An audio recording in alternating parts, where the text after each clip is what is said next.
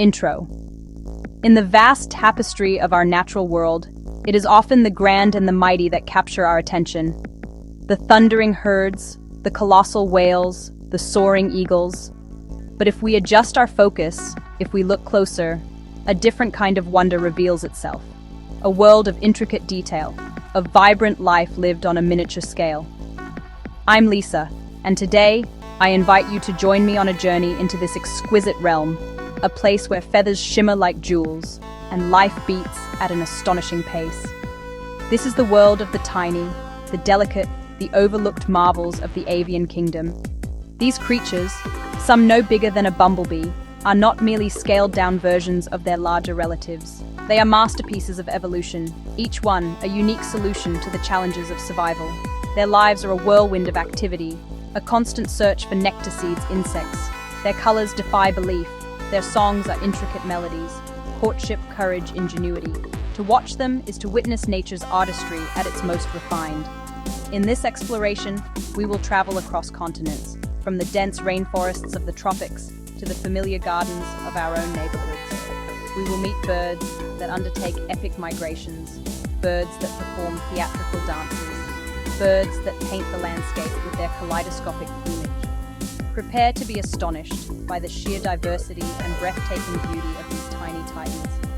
The world may seem large, but its greatest wonders, as we are about to see, can come in the very smallest of packages. Chapter 1. Our journey begins in the sun-drenched forests of Cuba, home to a creature so small it seems almost mythical. Here, amongst the vibrant blossoms, lives the bee hummingbird. It is the smallest bird in the world. An adult male measures barely 2 inches. It weighs less than a single penny. To see one is to question your own eyes. It moves more like an insect than a bird. A living, breathing jewel suspended in the air.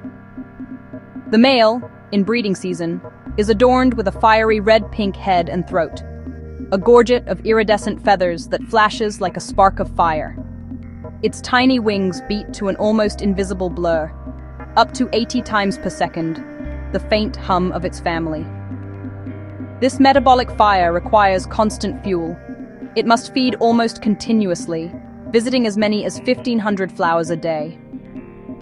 That ceaseless quest makes it a vital tiny pollinator. As it darts, its head becomes dusted with pollen. It carries that pollen to the next blossom, sustaining the forest. Its nest is a masterpiece of miniature engineering. A tiny cup, woven from cobwebs, lined and camouflaged with lichen, no larger than a thimble, holding 2 pea-sized eggs. The bee hummingbird proves significance isn't about size.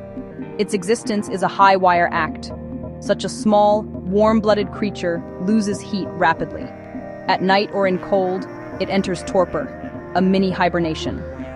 Its heart rate slows from over 1,000 beats to a fraction of that. A life lived on the edge, furious activity, and death-like stillness. One of the most extraordinary vertebrates on our planet. From the Caribbean, we travel north to the vast expanse of the Americas, the domain of a familiar, yet no less remarkable bird, the ruby-throated hummingbird.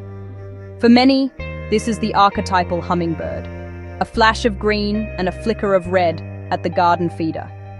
The male's throat patch, the ruby gorget that gives it its name, is not pigment, but a structural miracle. Depending on the angle of the light, it can appear dull and black, only to erupt into a brilliant, fiery red in an instant.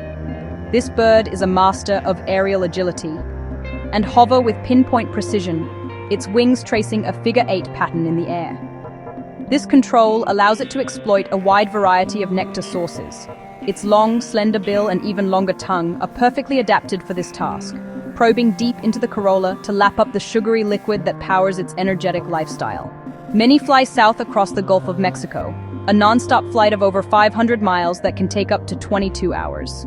To prepare for this incredible ordeal, they must double their body weight, storing fat as fuel for the perilous crossing over open water.